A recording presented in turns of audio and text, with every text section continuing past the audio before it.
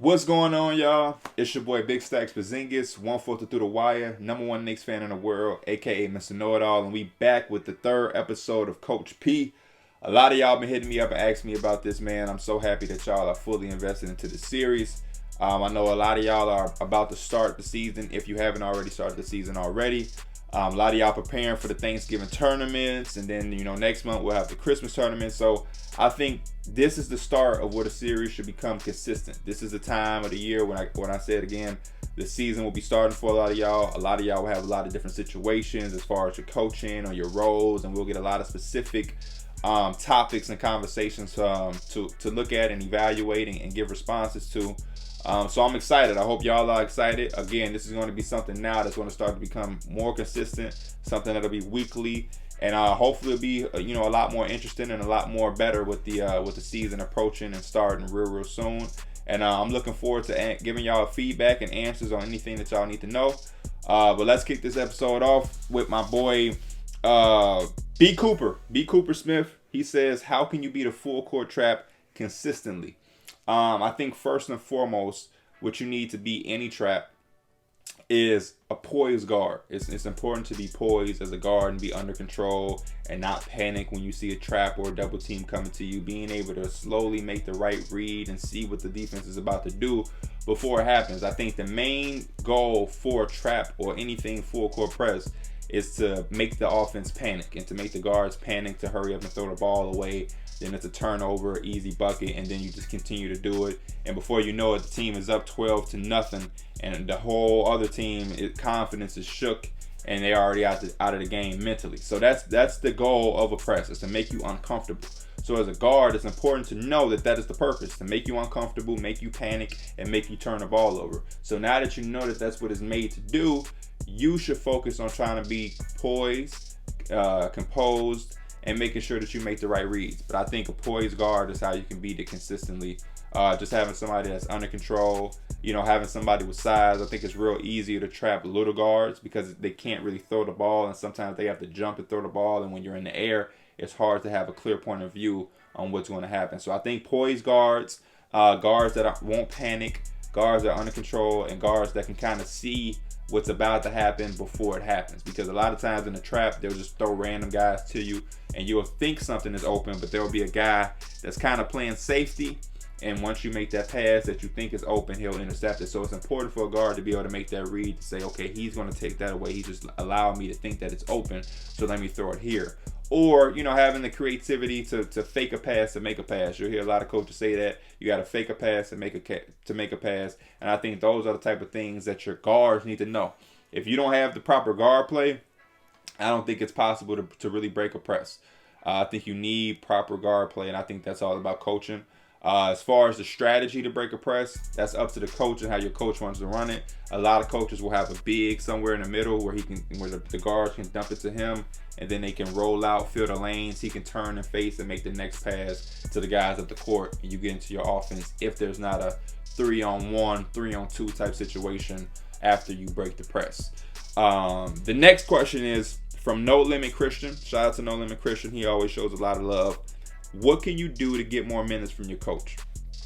I think what you can do to get more minutes from your coach is, first and foremost, it starts in practice. So you have to come to practice and you have to put together a string of great practices, which means today is Monday. I'm recording this on a Monday, which means if you have a game on Friday and today is Monday, you're going to be practicing Monday, Tuesday, Wednesday, Thursday. You need to have consistent great practices throughout the week. You should push yourself to say, I'm going to have a great week of practice. It takes more than one great practice. You have to have consistency in the game of basketball. So you want to put together a good week of practice. You want to take a look at yourself and really identify what your role is and what is expected of you. And I think once you kind of determine that and find that out, it'll help you have a great string of practices. Because if you're a defender, you're going to come in there as a defender and you're going to guard your best offensive player that's on your team throughout practice, and you're going to hound him, you're going to dog him, you're going to make it uncomfortable for him. So then your coaches now have faith and confidence in you to guard whoever's the other team's best offensive player, Or if you're coming in there to rebound, you want to have a great week of practicing with rebounding the ball. If you're a guard or a shooter, you want to come in and identify what is expected of you, and you want to have a great week of practice doing that. And then once you do that, your coach is going to have some confidence and faith in you, and he's going to be like, oh, he earned a chance to show me in the game. So once you get the opportunity in the game, that's the most crucial part. You have to take advantage of it. You have to take advantage of your chance in your moment, because that's when the coach is giving you your chance. He's showing some type of faith in you, and if you make the right plays, or you do what you're supposed to do, he'll then have confidence in you to consistently give you that role, and before you know it, you'll have a clear-cut role with more minutes induced into whatever you're doing. So I think it starts with practice. Coming in, having a great, strong week of practice, making a great impression that week, keeping them in your mind. The goal is to make it hard for your coach to not play you, right? You want to make it hard for your coach to not play you. So when you're doing your thing in practice, whenever something happens in a game where a teammate fucks up or they mess up or injuries, whatever, he's going to look to you because he's going to be like, okay, I've been waiting for him to play him. But once he plays you, then you want to make sure he doesn't regret playing you. You want to play so well that he can't put the other guy back in because he's like, damn, this guy's hooping. So that's where it starts. Starts in practice. Then once you get your opportunity, take full advantage. A lot of people don't take advantage. A lot of people get nervous, whatever. Take advantage of your moment. And then once you do that, you'll always get your chance until you fuck up crazy. But nobody's preparing to fuck up or planning to fuck up. So stay confident. Starts in practice. Get the opportunity. Take advantage. The next question, or it's not even a question really. This is from Asash one. I hope I'm saying the name right. If I'm saying anybody's name wrong in the video, please leave a comment and show me how to pronounce your name, or the proper pronunciation to your name. He says, tryouts coming up. I'm gonna go crazy for you, coach. Definitely go crazy. I notice these responses are a little bit older, probably a week and a half ago. So tryouts probably happened. Definitely give us an update and let us know how that happened. But please go crazy for me. The next question is from Eric Sinelli. Again, I hope I'm saying these right. He says, I know I'm one of the best players of my age and can go pro, but I always get injured. Part of being a pro and part of being a professional is knowing how to take care of your body to prevent injuries. So if you're having an injury, you need to break down, or you're having a constant injury, you need to break down why this is happening to you. You need to self-reflect, have self-awareness, and figure out what you're doing to allow yourself to constantly get injured, because there's reasons and why people constantly get injured. There's just reasons. Maybe you're attacking the rim recklessly. Maybe you're doing things you shouldn't be doing. Maybe you're a smaller guard and you're trying to go in there with the bigs when you should be floating or doing pull-ups. Maybe you've been going for rebounds that you should fall back on. It's about knowing who you are as a player, knowing your body, and making sure you don't put yourself in situations that can get you hurt. Also, taking care of your body, rehabbing, icing, stretching. All of those different things are about, being a professional. That's what professionals do. They play a full game, and, it takes them hours to leave the arena after the game because they have to do things to take care of their body, because their body is the most important thing to them. So you have to do the same thing, especially with a mindset of saying you can go pro. If you know you can go pro, then you need to start acting like a pro and taking care of your body, because without your body, you can't do anything. Will Ambarians, I hope I'm saying it right again. He says, how to impress without doing too much in tryouts. It's the same thing on how to get minutes. You know what I mean? I think tryouts is about knowing who you are as a player. And that's where I'm gonna again highlight self-awareness and self-reflection. Those two things are going to be something you're always going to hear me preach about, because a lot of times in tryouts, or even when a guy makes the team, they try to get out of who they are. It's about staying in your lane and knowing what you do and what you do best. If you're a defender, you go in that tryout and you defend your ass off. You know what I mean? If you're a dirty work player, like a PJ Tucker, Patrick Beverly, you go in there and you do all the dirty work. You box out, you dive for loose balls, you're communicating on defense, you're the loudest person in the gym, you're screening hard. You know what I mean? You're getting all of the loose balls. Focus on that if that's who you are. Don't go in the gym knowing you're a dirty work player or a defender and all of a sudden you're trying to shoot threes, you're trying to be a scorer, you're trying to bring the ball up. A lot of guys, cut themselves from a team by trying to do shit that they know that they can't do. Stay in your lane, know who you are, and go in there and show who you are as a player, and everything will fall into place. Every team needs a defender. Every team needs a dirty work player. Every team needs a guy that can box out, a guy that's loud on defense. Coaches love those little things, because not a lot of guys can be a star. Everybody trying to be a star, but there's not a lot of stars. You know what I mean? When you're at that level, middle school, elementary, high school, it's about having significant players and significant roles. There's very few high school teams that have a complete star who's doing every single thing. There's a guy that can score, there's a guy that can pass and real fundamental, there's a defender, there's a rebounder, there's, you know what I mean, a shooter. There's role players on a lot of elementary, middle school, high school teams. There's not guys that are just carrying teams. And if they are, it's very few of them in your conference or in your area at all. So that's what it's basically about. Raj, who goes to school, my little brother, I had no idea. He says, what is the most important skill to be a basketball player? IQ. You know what I mean? I don't know if a lot of people count IQ as skill, but to me, IQ is very important. You know, it doesn't matter what you can do on a basketball court if you don't have the IQ to know how to do it or when to do it. You know what I mean? There's an importance to knowing what to do. You know what I mean? It's very, very, very, very important. Knowing when to make a bounce pass, knowing when to make a chest pass, knowing when to pump fake, knowing when to shoot, knowing when to backdoor, knowing when to cut, knowing how to properly come off of a screen to catch and shoot. IQ is the most important thing to have to me as a basketball player. There's a lot of different skills. A lot of different guys make millions and millions of dollars off a lot of skills. There's guys that are just shooters. JJ Redick, Kyle Korver have longevity in their careers of just being shooters. There's guys who are just skilled defenders, have played 15, 16 years of just being a defender. There's guys that played 15 years for just being a rebounder.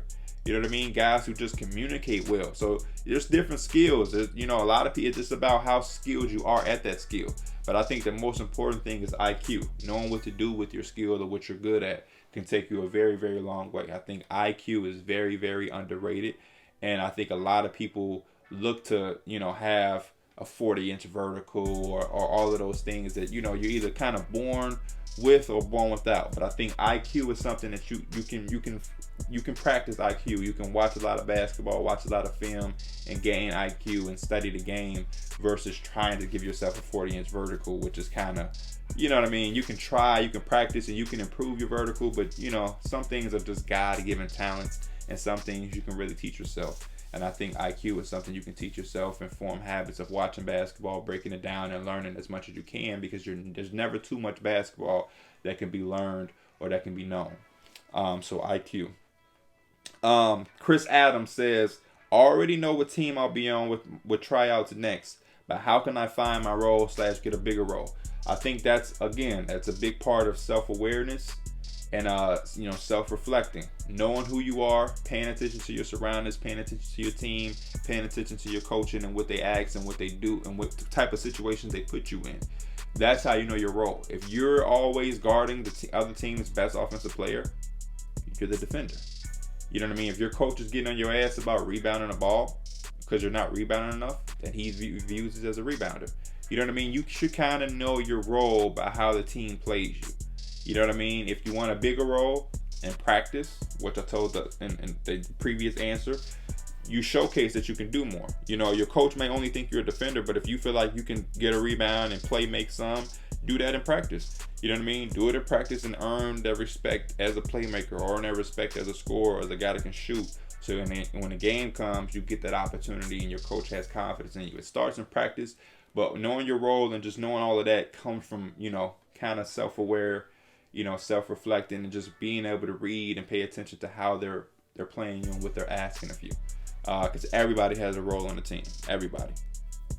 5 Kizzy or Kizzies is saying, got cut from high school team and parents don't got money to pay for camps or trainers, need help.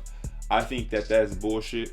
I think that a lot of kids are being fooled to thinking that they need trainers or they need camps and different things like that. Basketball is all about fundamentals, you know what I mean, and God-given talent. And, you know, basketball is a worldwide sport, so you can practice it at any time, and there's a bunch of different ways to practice it. But just from a trainer and camp aspect, with the technology that we have in 2019 going into 2020, y'all have it made. When I was a kid growing up, YouTube didn't exist. YouTube came, you know, at a later part of my life. But when I was in elementary and middle school, YouTube was first starting to kind of like to develop, and that didn't even exist. So you had to go to camps and you had to have trainers, and you didn't have to have it, but if you wanted to know what was going on, you had to go get those things. Now you got trainers who are putting their whole setup on YouTube. So if your parents can't hire a trainer, that's fine. You shouldn't want your parents to hire a trainer, because you can go right to YouTube and train yourself. There's trainers on YouTube showing their full workout plans with full NBA players. You can type in Pascal Siakam workout, off-season workout right there. Luka Doncic off-season workout right there. James Harden workout right there. And you can watch exactly what the professionals do. Fuck a trainer who played in high school and played Division III basketball trying to tell you something. Fuck that. You can get the right information from the professionals, the highest level, the best players in the world have videos and footage of them training and preparing and practicing for the NBA, which is the ultimate goal for every one of you that are watching this video. So you don't need a trainer, you don't need a camp. All of the information that you need is right there on the internet, right in this little handheld thing that we all have, right on YouTube, and all you have to do is study it. You pull out your notepad, on your phone, you can screenshot, you can screen record, and you can just go out there and practice it in a gym by yourself, in front of your house. If you have a ball, in your bed, you can make sure you're working on your form. There's a lot of different things you can do. There's no excuse to not get better in a sport like basketball. You know what I mean? Basketball is something you can practice at any time, any place, whether it's snowing outside, whether it's raining. Anytime. It's all about putting in that work and putting in that effort and using the resources that you have. Don't worry about the resources that you don't have. Worry about the resources that you do have and make way with that. Everybody, a lot of the players that you watch, they didn't have money to have trainers. You know what I mean? A lot of these guys have single mothers and grew up in the hood and, was on welfare. They listen to a lot of the stories about these NBA players that you're looking up to. They didn't have it like that to have trainers and camps and personal. No, those things came after they showed how good they was and everybody wanted to be a helping hand. But before they even got to that point, it was about taking the resources that they had, playing the game, being consistent and doing it. You have to put in the work. You know what I mean? You only get out whatever you put in. Loosen the Nails says, what is the best offensive play and what NBA coach does it best? The best offensive play, in my opinion, is the pick and roll. Everybody does the pick and roll. It just has so many options. You can pick and roll. You free up the guard. He can go straight in for a layup. You free up the guard. He goes in for a layup. The weak side or strong side helps. He can kick it out. You can do the pick and roll, and the big is trying to play, and the guard is trying to recover. So now your big man pops, and if he can shoot, he has an open shot. Or if your big man rolls, you can bounce it to him for a layup, a lob, or for a dunk. There's just too many options out of the pick and roll. You know what I mean? I know a lot of you probably wanted to hear a complex play or something crazy or this or no. Pick and roll just gives you every option. It's too many options, and the defense has to give up something to give up something. You know what I mean? So the help has to come. If you don't want the layup, the help comes. It's an open three. If that's JJ Redick in that corner or Kyle Korver who's already made 5 threes and they don't want to help, the guard has an easy layup.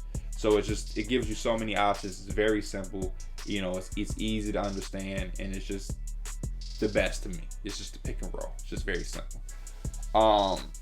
Austin says, is 19 too late to start playing basketball every day? How much should I play?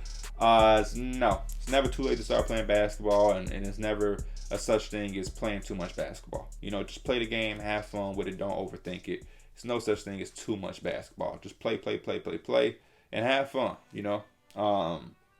Malachi, I hope I'm saying this right, as a shooter, how do you keep your confidence when you're cold? You keep your confidence because you're a shooter. You know what you're doing. You know what you're out there for, and you believe in yourself as a shooter. You're a shooter, so shoot the ball. Shoot or shoot. That's where the phrase comes from. Shoot or shoot. No matter if they're 5 for 5 or 0 for 5, shoot or shoot, because they know that they can shoot. You put in a lot to become a shooter. That means you put in a lot of time. You put in a lot of hours to perfect your jumper, to perfect your your release and all of that. So you should be confident in that whatever shot that you're shooting up is going to fall. Shooters should never not have confidence, because the mentality is that the next one will fall. You got to have amnesia, whether you're on fire or whether you're cold. If you just made 5 threes, you can't let up and get excited and be like, oh, I'm good now. No, you want to get the 6th one. If you're 0 for 5, you want to make your first one. So you should never have confidence. You should always you should never not have confidence, and you should always be even keel as a shooter.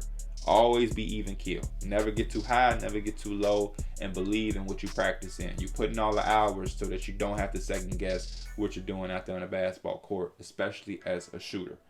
Daniel Harrington says, how to include your teammates more, because it seems like you have good vision. I do have good vision. It's real simple. It's about knowing your teammates, number one. You know, whether you're just running pickup or playing with a team or playing with guys you're familiar with, watch. Knowing what guys do, knowing he's a shooter, knowing he's a big man, but he's like to shoot, he likes to pick and pop, knowing he's a big man, but he doesn't have a jumper, so I'm looking to roll. You know what I mean? Just getting them involved early, trying to get them and put them in situations that makes them comfortable, and that's why it's important to know what type of players you're playing with, because you don't want to put anybody in a situation where they're not comfortable. You don't want the defender guy, the scrappy guy on your team that's not an offensive player. You don't want to be putting him in a situation where he's shooting threes and that's not really his comfort thing. So I think it's about knowing who you're playing with. You know what I mean? And there's ways to know who you're playing with, even in random pickup games. You can just start to tell and start to feel what a guy can do.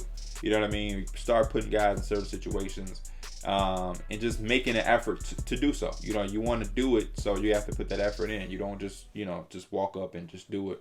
You have to tell yourself, I want to get my guys involved, and that's what we're going to do. And then once you have that mindset, the rest falls right in place. The best way to improve interior D from DePetropolis, I don't know how to pronounce that. I'm sorry. This is my guy, though, always active on Instagram. He says, best way to improve interior D except from athleticism. It's just being strong, being physical, being prepared to get hit, being prepared to have contact, knowing what you have to do, knowing to keep your arms straight up. And again, being real physical. That's all it is about being inside. It's being physical, being quick, and being strong. Because a lot of guys, when you get in the paint and you get down low, they're just going to try to bruise you up. Think about Steven Adams. Think about all the guys in the NBA that's in the paint, that kind of score in the paint. They're just bruisers. They're trying to beat you up. They're trying to move you around. So being strong right here in this area, having a good base, and being able to take the hit and hitting back and not shying away from contact. And then knowing what's a foul and what's not a foul. Your arms should stay straight up. It should never come down to anything. And that's always good basketball. And that's it, man. That's a wrap for Coach P, episode 3. I appreciate all of y'all for throwing questions in. I hope the answers that I gave can help y'all. A lot of y'all have similar questions, so I like that. It means a lot of y'all are thinking the same. A lot of y'all who have questions that I didn't get a chance to answer kind of had similar things to guys that I did answer. So you should be able to take all of this information and process it to your process. And I think even if a lot of y'all aren't going through what some other players are going through, or maybe that wasn't your question, I think all of these answers and all of these questions can apply to every single player. How to get minutes, how to know what your role is, how to keep confidence, how to impress in a tryout. These are all things that everybody who's watching this can apply to their game. You know what I mean? Knowing how to have good interior defense. All of these things are just things that you can apply to your game to get better. And that's what we're trying to do here at Coach P. We're not trying to say anybody's guaranteed to go to the NBA or guaranteed to make a team after you watch this. We're just trying to be better than we was yesterday. You know what I mean? Tomorrow we want to be better than we was the day before. That's just simplest way I can put it. Putting one foot in front of each other, and we're just going through the grind. But good luck to everybody. I know the season, like I said, is about to start very soon, if it hasn't already. So I just want to wish everybody good luck, even though y'all don't need it. I don't even really believe in luck. I just wish y'all well. I wish everybody health. Take care of your body. Make sure you're putting the proper things in your body. Make sure you're stretching and doing those proper things. Get enough sleep, and make sure you continue to watch basketball. Make sure you're paying attention. Make sure you're taking it serious, because that's how you're going to get better. Practice is where it starts. Is where you develop game-like habits. So make sure you go in there. And anytime y'all need any questions, anytime y'all need anything answered, any advice, know that this is the place to come. I don't shy away from anything, and I don't shy away from the truth. I'm always here. And if it's any highlights, anything I can watch about y'all games, feel free to send those in as well. It's your boy Coach P. Got love for all of y'all. Thank y'all for watching. See y'all next time. I'm out.